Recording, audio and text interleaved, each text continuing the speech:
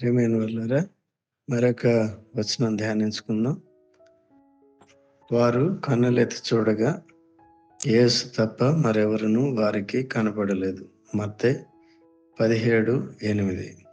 ప్రభువైన యేసుక్రీస్తు వారు రూపాంతరం పొంది మోషే మరియు ఏలీయాలతో మాట్లాడుతున్నప్పుడు పేతురు, యాకోబు మరియు యోహాను చూశారు.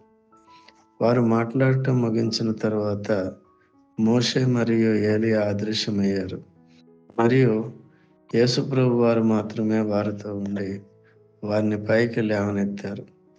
ప్రభువైన యేసుక్రీస్తు వారు తప్ప మోషే, ధర్మశాస్త్రము లేదా ప్రవక్తలు లేదా ఇతరమైనవేవి పాపులను రక్షించలేవు. ఈ విధంగా రాయబడి ఉన్నది.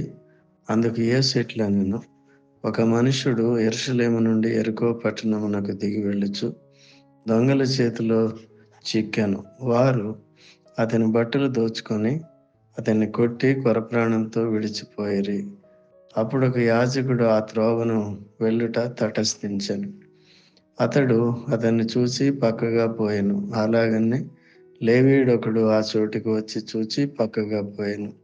అయితే ఒక సమరయుడు ప్రయాణమైపోవచ్చు అతడు పడి ఉన్న చోటికి వచ్చి అతన్ని చూచి అతని మీద జాలిపడి దగ్గరకు పోయి నూనెయు ద్రాక్షారసమును పోసి అతని గాయములను కట్టి తన వాహనం మీద ఎక్కించి ఒక పూటకోళ్ళ వాని ఇంటికి తీసుకుని పోయి అతనిని పరామర్శించాను. లూకా 10:30-34. మనము మన రక్షణ నిమిత్తము ఎవరిపైన ఆధారపడుతున్నామో జాగ్రత్తగా చూసుకోవాలి. యేసు తప్ప మరెవరు మన ఆత్మని నరకము నుండి రక్షించలేరు. దేవుడు మిమ్మల్ని దీవించి మీ ఆత్మను క్రీస్తు యేసునందు కాపాడును గాక. ఆమేన్.